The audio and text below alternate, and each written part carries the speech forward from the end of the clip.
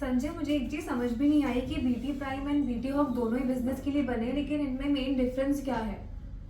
बिल्कुल, बहुत अच्छा सवाल है आपका स्पर्श। इसमें बीटी हॉक के अंदर अकाउंटिंग की सर्विसेज होती है और कंप्लायंसेस का भी वर्क होता है।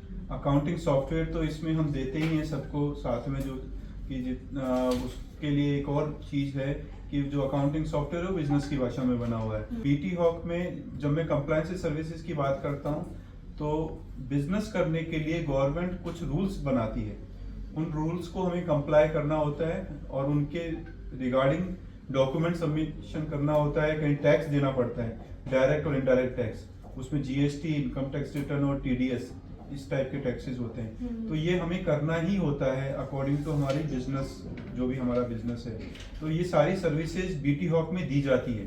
तो बीटी हॉक खाली अकाउंटिंग सॉफ्टवेयर नहीं है, वो कंप्लायंसेस की सर्विसेज भी देता है।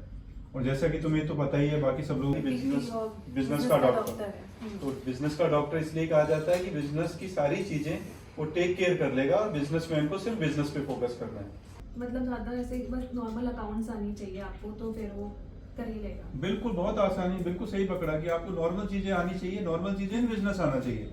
बिजनेस आता है, बाकी सब कुछ कर लेगा। बीटी प्राइम का क्या रोल है? क्या रोल है? अब भाई आप देख रहे होंगे ना कि बिजनेस में ट्रेडिशनल बिजनेस के अलावा भी और बिजनेस ऐड हो गए हैं, जैसे कि ऑनलाइन बिजनेस। ऑनलाइन बिजनेस के लिए ई कॉमर्स प्लेटफॉर्म आ गए, अमेजन, मीशो, फ्लिपकार्ट, बहुत सारे आ गए हैं, मिंत्रा वगैरह। तो ये सब पे भी बिजनेस हो रहा है। अब आपको बिजनेस को बढ़ाना है, एक्सपेंड करना है, तो आपको इन पे भी जाके रजिस्ट्रेशन करना होगा, लिस्टिंग करनी होगी। जब रजिस्ट्रेशन लिस्टिंग करेंगे तो फिर यहाँ के भी कंप्लायंसेस देखने पड़ेंगे, क्योंकि पैसा तो आपको यहाँ से भी आएगा, प्रॉफिट यहाँ से भी आएगा। तो वहाँ पे क्या क्या देखना होता है? ऑर्डर मैनेजमेंट देखना होता है, आपको रिटर्न मैनेजमेंट देखना होता है, आपके बैंक वर्सेज जितना सेल हुआ है उसका मिलान करना होता है, इन्वेंट्री को देखना होता है कि कौन सी इन्वेंट्री फिजिकल मार्केट में जा रही है, कौन सी इन्वेंट्री आपकी ऑनलाइन मार्केट में जा रही है। तो एडवांस बिजनेस के लिए, जो कि आज की नीड है, उन सब के लिए आपको बीटी प्राइम चाहिए।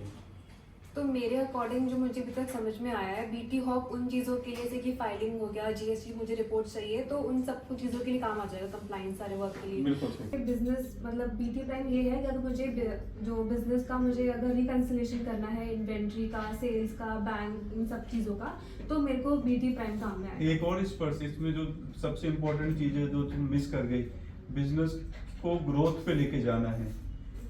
बिजनेस को ग्रोथ पे लेके जाना है।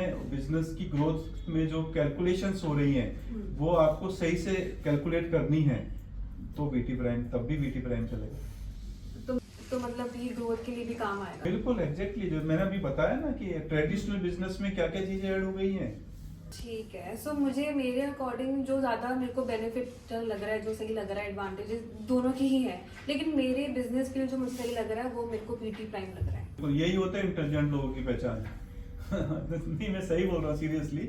इंटेलिजेंट लोगों की यही पहचान होती है कि वो कैच करता है कि क्या चल रहा है, अभी करंट में क्या चल रहा है, उसी के अकॉर्डिंगली चीजों पे वर्क करता है और उसी के तरीके से चीजों को एक्वायर करता है।